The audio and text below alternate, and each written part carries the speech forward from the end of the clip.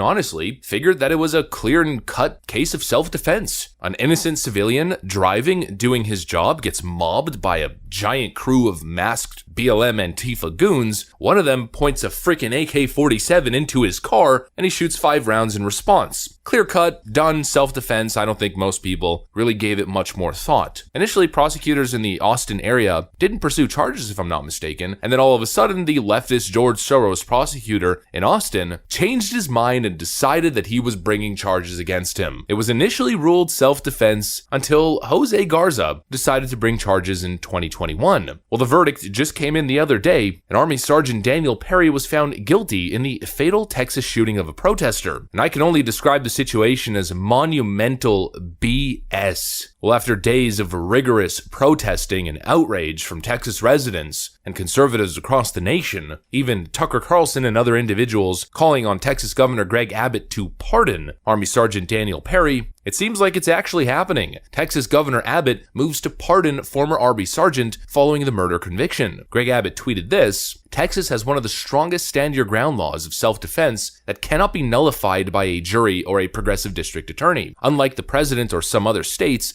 the Texas Constitution limits the governor's pardon authority to only act on a recommendation by the Board of Pardons and Paroles. Texas law does allow the governor to request the Board of Pardons and Paroles to determine if a person should be granted a pardon. I have made that request and instructed the board to expedite its review. I look forward to approving the board's pardon recommendation as soon as it hits my desk. Additionally, I've already prioritized reining in rogue district attorneys, and the Texas legislature is working on laws to achieve that goal." Cue the leftist response.